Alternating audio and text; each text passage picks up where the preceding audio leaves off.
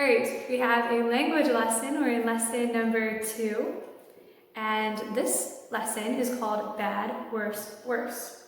So we're going to learn how to properly use bad, worse, and worst. But before that, we're going to do the steps for memorizing. We're going to go through them. So there's 6 steps, remember that? So the first one is understand what you are memorizing. Second, divide it into parts. Third is repeat, repeat, repeat. Fourth one is picture it in your mind. Imagine what it's like. Say it to someone, and then review it every day for like a week. Right? All right, so on page number 5, up on the top, there's an orange box, and so put your eyes there and let's go for it, and let's see what it says. All right, so you have learned before how to use adjectives like good, better, best. In this lesson, we're going to learn how to use bad, worse, and worst. So good, when we're talking about just one thing, we call it good. It's not best, right? Because when we're talking about one thing, we use the word good. When we're talking about 2 things and we're comparing them, one will be better. But if we're talking about 3 or everything, 3 or more, it's best. So it's very similar to bad, worse, and worst.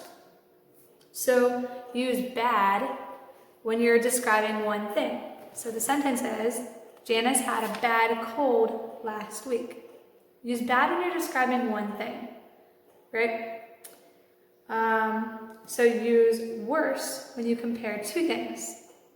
That car looks worse than this one. There's 2 cars. That car looks worse than this one, right? If you were using good, better, best, you say, that car looks better than this one, right? But we use worse when you have 2 things. So worse, 2, bad, 1. Use worst when you compare more than 2 things, so 3 or more. This is the worst accident I have ever seen, right? So worst would be like describing something from 3, when you compare 3 or more than 2, at least more than 2. So this is the worst candy I ever ate before. You're comparing it with all the other candy you ate before, right?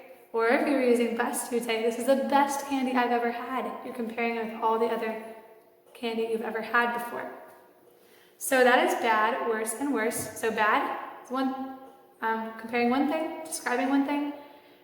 Worse is comparing 2 things, and worst is comparing 2 or more. So 3, 4, 5, 10, everything, comparing it with a lot of things. Right? Okay. So I think you can figure out how to do those. Today, yesterday, you learned how you memorized the first 4 lines of Mr. Nobody, the poem we're memorizing. And today you're going to learn 4 more lines and then say 8 lines to your mom. So she'll check mark it when it's done. But, so first of all, I'll say it with you right now. So you can say the first 4 lines memorized with me, or you can follow along, and we can do the whole first 8 lines of Mr. Nobody.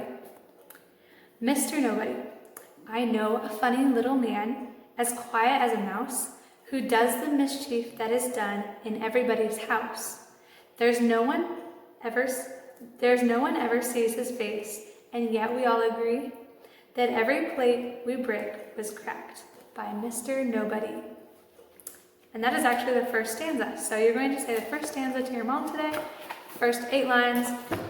Make sure you have the title and there's no author. So you can say author unknown, or there's no author, so there's nothing to do with that. But I think you're going to have a fun lesson, and so get it done. Have a good day.